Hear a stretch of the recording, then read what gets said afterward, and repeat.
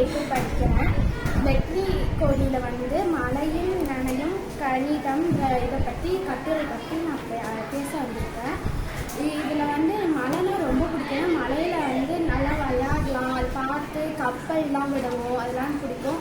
அதேமாதிரி எனக்கு இன்னும் அதில் பிடிச்சது என்னென்னா, வீட்டில் இப்போ மழை தண்ணிலாம் வருதுன்னா வீட்டில் எல்லாம் ஒன்றா சேர்ந்து அதை எப்படி தடுப்போம் அதெல்லாம் பற்றி பண்ணும்போது நம்ம எல்லாம் ஒன்றா இருக்கும் போது எனக்கு அது இன்னும் ரொம்ப பிடிக்கும். அதே மாதிரி நான் மழையை பற்றி ரசிச்சுருக்கேன் தவிர அது எண்ணுவேன், விளையாடுவோம் அதில். ஆனால் அதில் ஒரு கணக்கு இருக்குது, அதில் மெஷர் பண்ணுறாங்க. என்ன சொல்ல, நியூஸில் தான் கேட்கும்போது ஆனால் ஒரு மழை பெய்யுது அந்த இடத்துல நான் அப்படியே விட்டுருவோம். ஆனால் அது அவ்வளோ ஆழமாக நம்ம யோசிக்கவே மாட்டோம். ஏன்னா அது அழகாக இருக்குது, அது ஒரு இயற்கையினால அப்படியே பார்த்துட்டு போயிடுவோம். ஆனால் அதில் கணக்கு இருக்குது, அது மெஷர் பண்ணணும். அதனால எவ்வளோ நல்லது நடக்குது நம்ம நாட்டுக்கு, உலகத்துக்கும் அது நல்லது நடக்குது. எப்படி நம்ம காப்பாற்றலாம் நிறைய இடத்த. அதுவும் நிறைய ரொம்ப மழை பெய்யறதுனால நம்மளோட இடம்லாம் ரொம்ப அழிஞ்சு போகும்போது அது சரியாக்குறவங்க வந்து முன்னாடியே அதுக்கு என்ன சொல்ல கவனிச்சுட்டு வந்து அதை செஞ்சிடுறாங்க, காப்பாற்றணும்னு சொல்லி.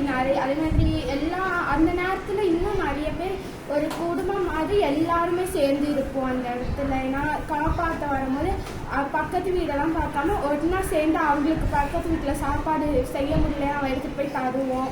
அதெல்லாம் பண்ணும்போது இன்னும் நல்லா இருக்கும். ஆனால் இதை நம்ம காப்பாற்றுறதுனால இன்னும் நிறைய கிடைக்குது. அது நம்ம மெஷர் வேலை பண்ணிட்டு இருக்கோம், எவ்வளோ பெய்யுது அப்படிலாம் சொல்லுவாங்க.